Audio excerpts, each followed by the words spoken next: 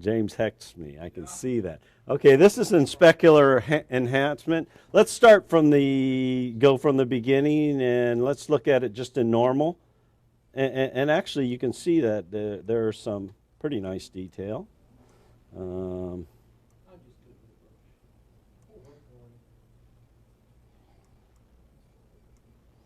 and then you saw the specular enhancement, which was kind of cool. Bringing it out from, even if you just brought it from the different edges, you should be able to, it will highlight different parts. So if we kind of made a circle around the whole thing.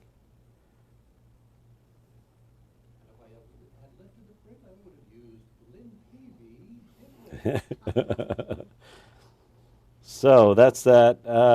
I thought did we look at diffuse gain? It didn't really, we were kind of,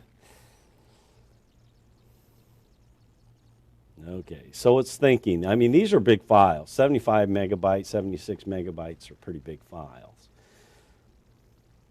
But I mean, you can see just the resolution in something that small. I mean, the fingerprint's maybe that big, and you can see that you have very nice resolution across the whole fingerprint.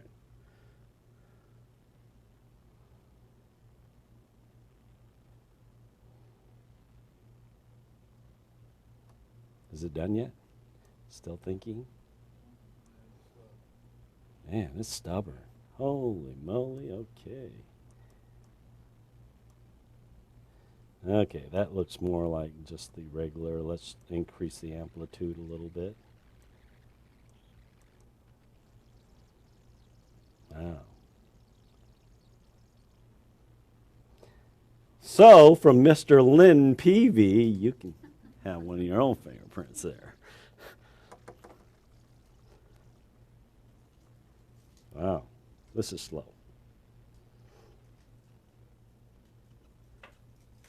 But, from your guys' standpoint, what did you think about making the PTM files, creating the images and then putting them together? Besides the DOS program, was it easy? Was there many difficulties? Sometimes I have problems with James writing in English, so paragraph form usually doesn't work. But it seems that all of this is made to be very very easy for you, and you're absolutely right. It can be written to where, kind of like when you're taking the picture in the PTM dome or the other, when you hit take a picture. Why couldn't you hit a button that says make PTM? Boom, boom, boom, boom, boom. As long as the fitter files and everything is all in the same folder, I don't know why you couldn't. And it's a DOS thing, quite frankly. If we had it in Windows or something else, I think it would be much easier, much easier, and you can can it. But I think that we, in the last 3 years or 4 years, has it been 4 years? Yeah, about 3 years we tried to work with what was available, not try to improve on what was there, just to try to get a feel for the program itself, and to come up with the portable unit. That was our main goal. But along the way, we got sidetracked with things like evaluation of cameras and lots of different things which are directly related to the project itself and the types of things you need to kind of consider when you're evaluating, when you're building this thing. So we learned a lot over the last couple of years, and we don't mind sharing any of the information we do have. James's phone number is available. Yeah. And so, when you're attempting to build your own, and, talk to Tom Malsbender and Hewlett Packard. I mean, they are great people. They're willing to sit down with you anytime and give you some advice about a lot of the different aspects of the PTM itself. Now, they're more of the software rather than the hardware. So when you start talking about building the dome, it's a little more difficult than what do I do with the program and kind of really the polynomial texture mapping, you know, how to get a better image and, you know, what to expect with some of these things. But their consultants or their friends are very good at building them, and they have a lot of experience because they built them for everyone from archaeology, paleontology, and to the art museums. There's only a couple of people that have kind of built these things for them. So any other comments about any of the PTMs you guys have built? How did the ones work this morning? Your casts? Oh, they look terrific. Really? Yes. Okay, so your tire tracks came out real well? Looks real Yeah. good. And then you had an unusual waffle pattern or something, right? Wasn't that on one of them? And I can't remember who somebody ran that one this morning too. I think it was Dave, wasn't it? Yeah. Yeah, that came out really That came out really good. Yeah, I would imagine that had a lot of relief in it. So you can see, you know, on some of the things, it didn't work as well. On the bite marks, you can see some things, but, you know, because of the low contrast, I really think that you probably need to zoom or get that image somehow closer in order to fill the field more, and you'd be able to see it much better. You just need to get either the lens closer, which would be a smaller dome, or possibly a longer lens where you could zoom in from the distance that it's at right now and just kind of fill the frame with that object a little bit more and be able to see more detail. But Oh, didn't like that one. We also tried exporting to Word on the shoe print, and we're able to move and zoom very well. So you did a print screen, and then you just moved it over into Word and just pasted, right? Right. yeah, And And then we had the full area, so we could zoom in on the toe or zoom in on the heel. oh. Stuff like that. You couldn't adjust, you know, it's a static picture. Right. It's just a captured image, right? But yeah, Word documents, if you guys used Word at all, are great. I mean, you just kind of cut and paste, and any parameters or any comments you want to make on a particular thing is just easy to do either below or above it, or even drawing arrows to a particular part of it is, you know, I mean, that's the power of those kinds of programs. Any other comments on the lab? Did you find the portable dome to be more difficult to use, or, well, and that's really relative, because when you just hit a button and you get 64 images, you know, rather than moving it to eight positions. But was there anything awkward or things that you would improve on the portable unit? Tell the truth. It won't hurt us. I had, when I was making mine, I was obviously getting some camera movement. Mm-hmm. So I think that there is definite advantage to going to what you're talking about, the prototype of you just having a separate tripod Right. involved with it. Right. okay. And, you know, set whatever parameters you want for how the height that you're going to set it, but having it separate from the actual moving arm, there's definitely an advantage to that.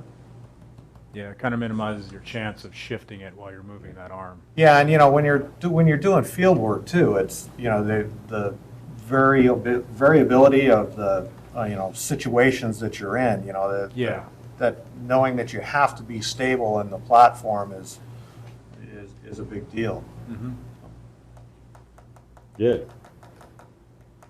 Anything else? Yes. We talked the other day about doing like a gel lift or the ESDA, and those became problems when it came high. I think if you were to take your four angles on each side, just keep them within 10 to 15, you know, so you can do 4 light things, but don't go past 15 degrees and then meld those together. It might be a successful project. I don't know if that's kind of what we did Yeah. on that portable one. You know, I talked about we have about that 75-degree gap. We kept them kind of low. I mean, it's not a completely even distribution as that arc comes across. There was about a 75-degree gap at the top where we could have stretched it up a little bit more. And that's where, when you look at your PTM, you get kind of that eye-shaped dark area within that hemisphere. So that's sort of what we've already done, not necessarily to the extreme that you're talking about. So if you get the even distribution though, you've got all those angles of light available after you make the PTM. I think So- once you leave your 15 degrees though, you're probably gonna lose all that. You're trying to shadow a piece of dust. Yeah. So that's where your Yeah. data is down in. Yeah. Turn that to first 10, Yeah. 15. Once it's created, you can go below that though, on your hemisphere. Especially when you go to the creating, extrapolating, Right. you can actually go well below that. You can get down to like a 0 or 1 without a problem. It's really once you get the data collected, at that point you can select any low angle you want. And you've seen it on the portable ones. You've got that gap where we don't have flashes at the top position. If you're making a graph and you want to extrapolate data, the more points you have, Mhm. though, the better the data. If you only have one point that's good down here and then you extrapolate it, Mhm. you're not going to have as much detail to work with. It's going to be more extrapolation than data. All right, so maybe like go 5 positions on a side and have 2 or 3 of them much So you lower. think of the Yeah. gradations down at the more acute angles would be shorter and just larger gaps as you go up towards the top, because then you're hitting you're not getting any of All the, 4 down here and all 4 down there. If you're doing gel lifts or ESDA lifts, Okay. For the others, Right. for the cast, this is perfect. So, This is very yeah, I see what you mean, because you're looking at more flat files. It would be difficult, and this is really kind of made to be a lot, pretty much versatile, because from the dental casts and some of those, even shoe impressions that are more depressed, that would be tough, to do those. But as a flat file or a flat piece of paper that you're kind of really looking for that acute angle, I can see where that would have the most advantage. It's the same thing with the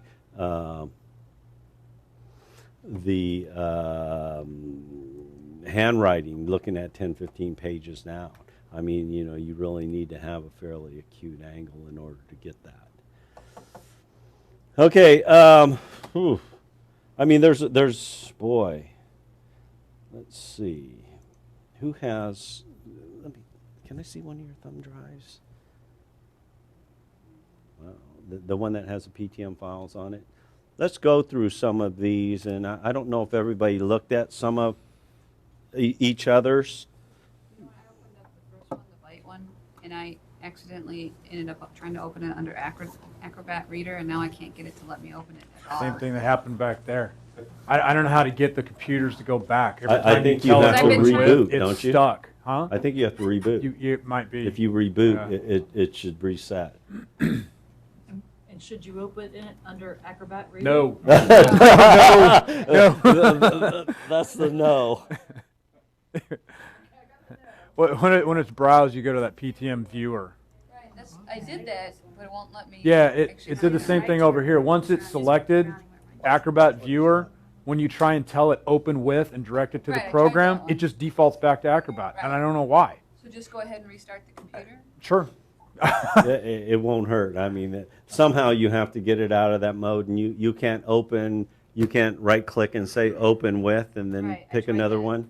No, Because, it Fitter is, you do it- the PTM viewer isn't one of the programs. No, if on you there. hit open with and you direct it to the PTM viewer program, Mhm. after you hit OK and go back that list, it has defaulted to the Acrobat program. And the PTM viewer is not in that list, even though you just told it to go there.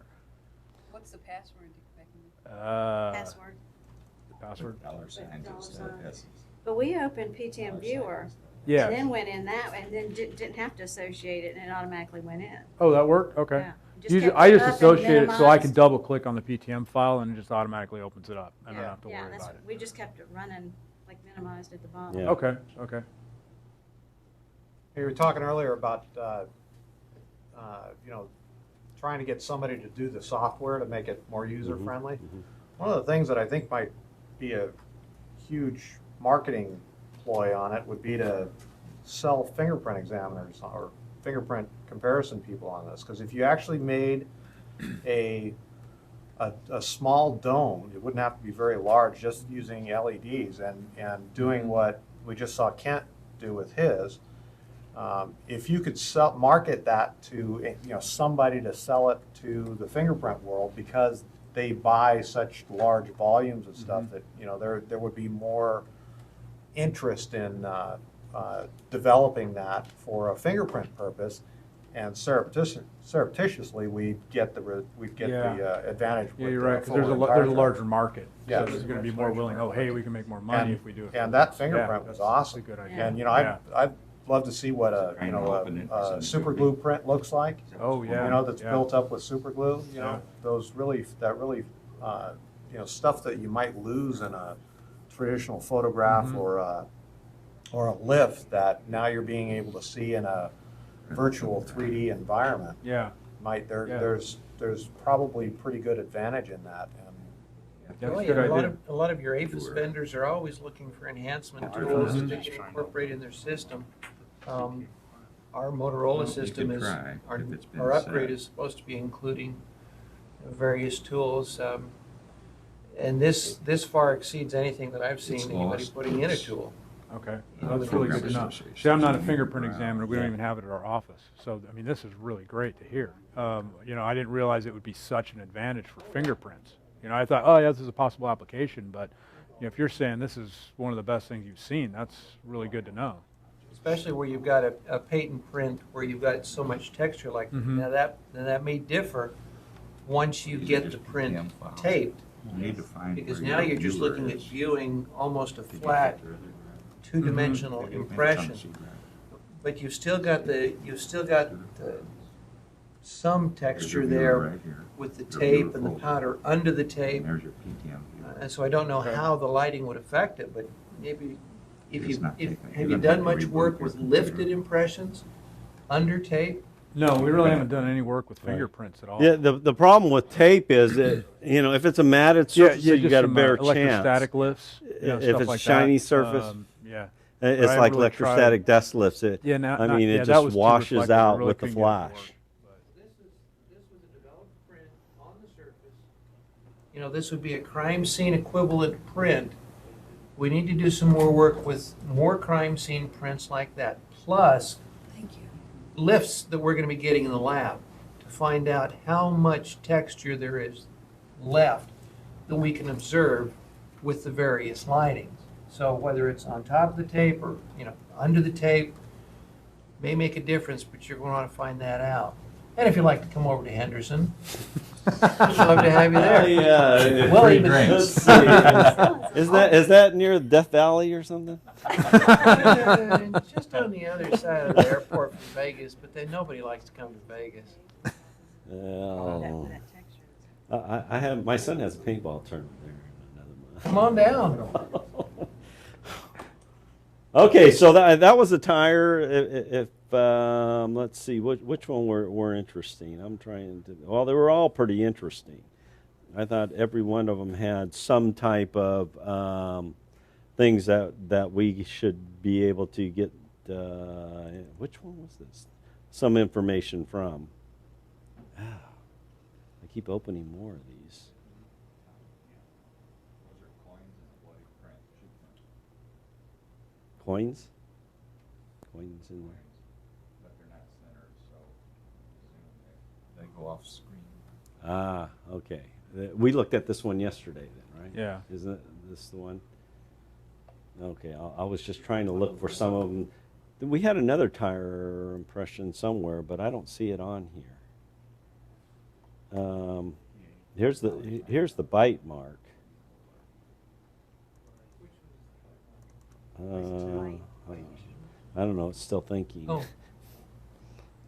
I don't have that on this drive because you have that other drive. Hmm? You have the drive that I gave you with the fingerprint on it. Oh, I didn't give that back to you. Didn't I give that back to you? Could I have that back, please? Wasn't it? I'll send it to you. You can just try to reach up to your kneecap. They'll take you out right What did I do? Where's your receipt? I didn't give that one back to you. No, it has a little red KT on it. Right to your PTM. Oh, maybe it's this one here. Oh, what happened?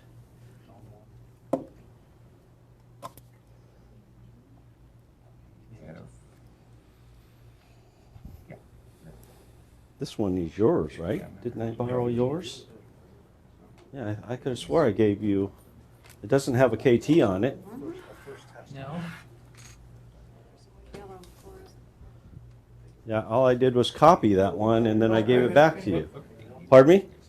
Got it. Oh, jeez, man. And I was accused of this. Oh, God, that hurt. Oh, jeez. Annual mistake. You know what? Okay, so we have this. So as there's not a whole lot more than we can say about the PTM images themselves.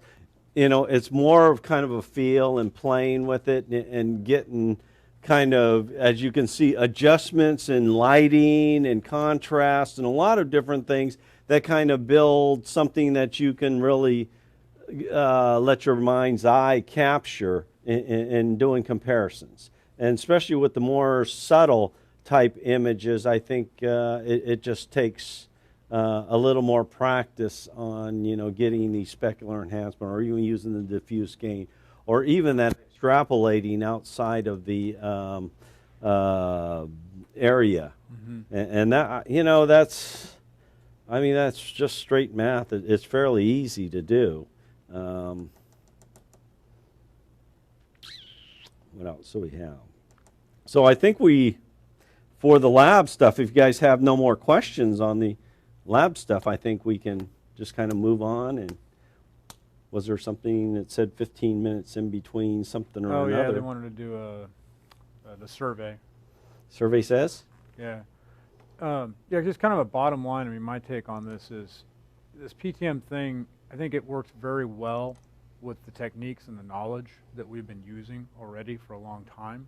As far as, the oblique light, those techniques of filling the frame, getting good angles of light, maybe even using filters. I mean, you could still put filters on your lenses if you want to do, you've got a bad background, maybe a bloody impression on brick, something like that. You want to use a gelatin filter in front of your lens. I mean, so those techniques you can still use with your photography. It's still traditional photography techniques. And then you've got just this added benefit of being able to use this program in this way, and it's really going to document everything the best possible, in the best possible fashion. It's going to guarantee that you're going to capture as much detail as you possibly can.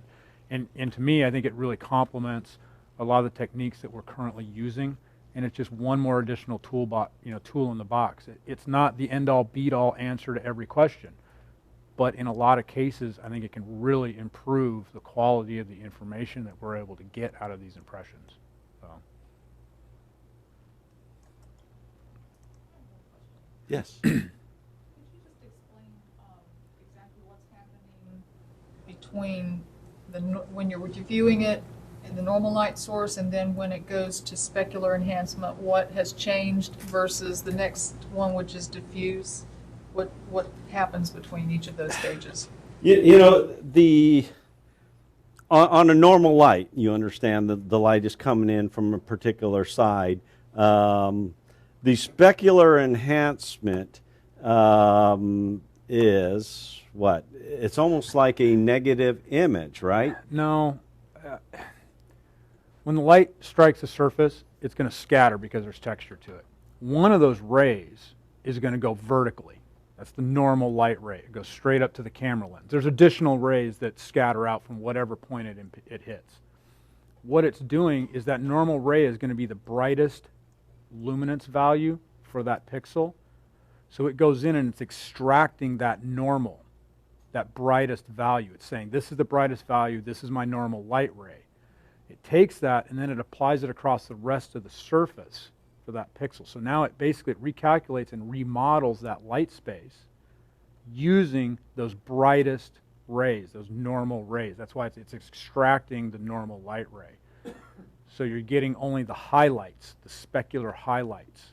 And then it's applying that value across the whole surface. That's why you get kind of that lead metallic kind of sheen, because it's the brightest highlights that it's picking up out of those pixels, out of the light values. Actually, no, it would be, I don't know, a big number. 3,600 by 2,400 times 64. Okay. Yeah. Okay. So all that all that information that it stored, that it calculated from all the values of all the pixels of all the images, it's running through. That's why when you click on it, it takes a minute because it's got to think and it's recalculating that over the surface.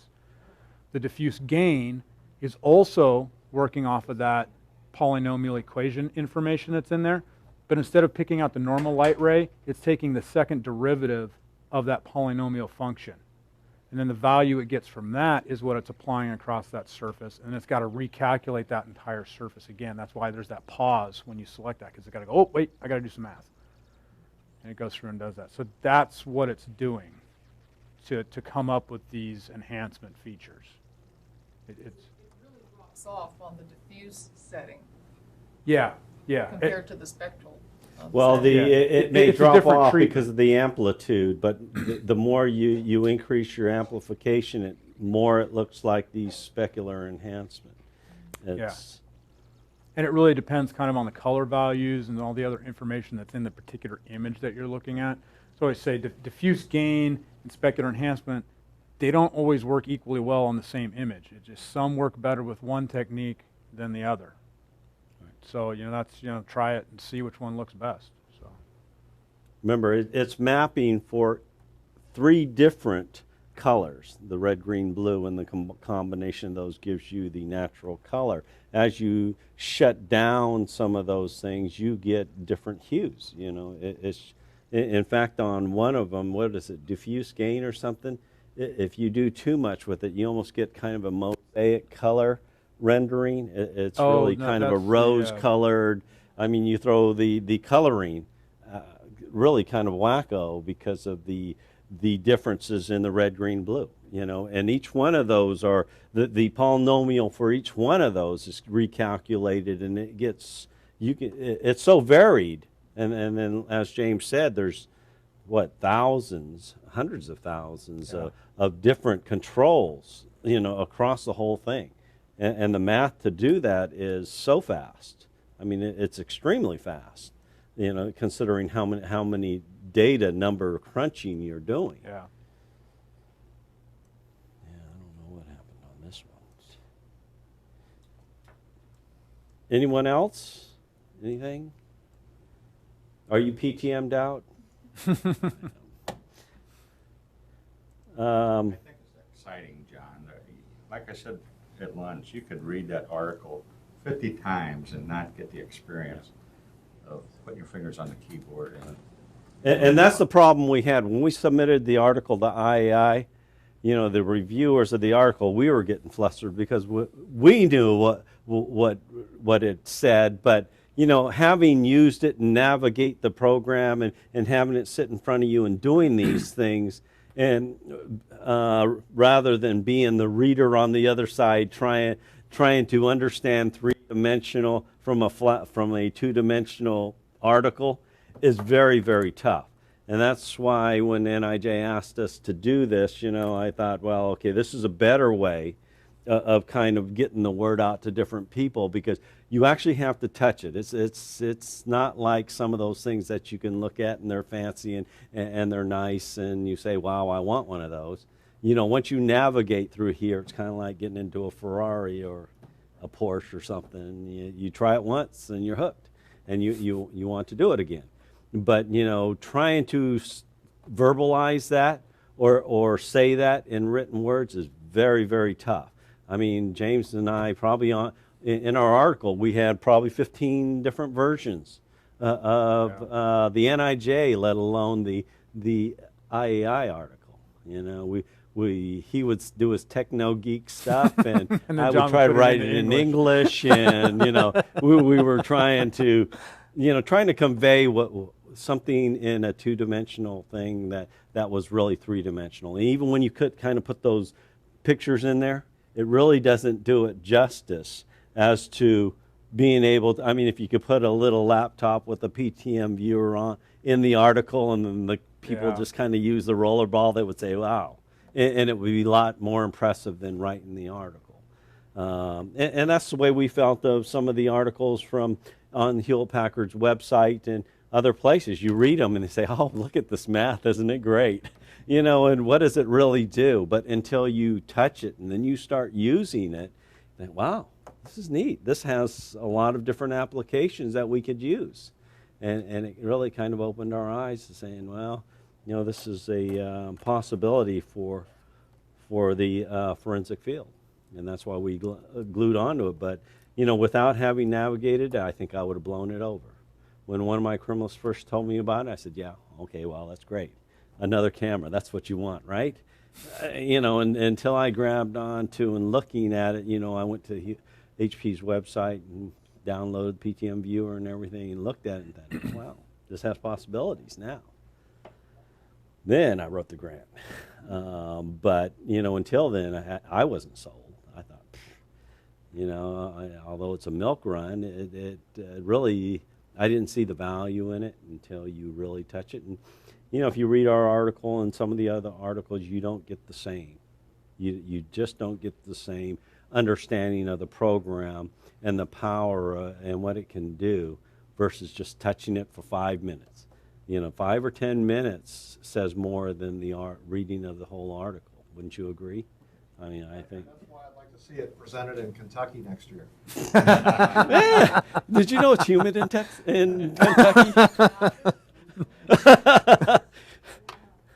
You know, I think that San Diego would be nice. Hawaii would be nice. After meetings in Hawaii next year. Oh, God, there you go. James would love to go to Hawaii for the AFTI meeting and present it there, and we may do that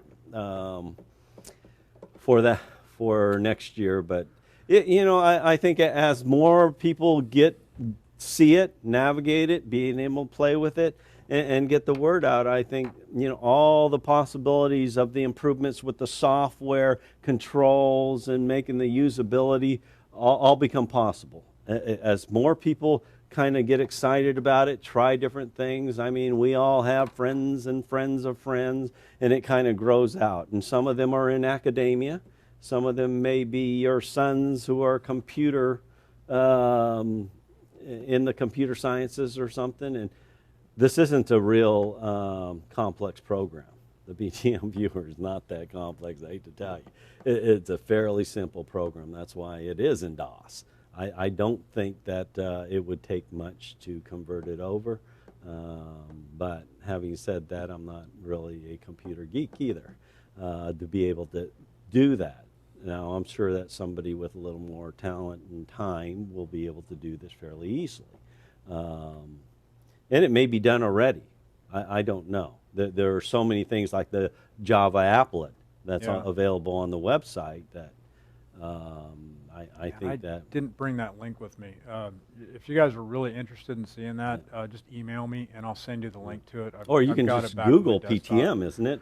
Yeah, it actually, comes right up. You just Google you'll eventually PTM find and there it is. There's actually, if you just Google polynomial texture mapping or PTM, you'll come up with a lot of websites. Oh, yeah. And they're not all HP. There's a lot of different people that not only try to explain the math of the polynomial formula, but looking at different ways or different applications for this thing too. Mm-hmm. So, you know, even though it's out there, I think that, you know, you guys are really the kind of people, at least in the forensic field, that can get other people excited, and perhaps, you know, everybody together would be able to come up with something that's fairly usable, fairly simple, and be able to transfer that technology into each one of the crime labs much easier than we as peons over here. Yeah. You know, the more people that work on it, do it, and just even little parts of it would help.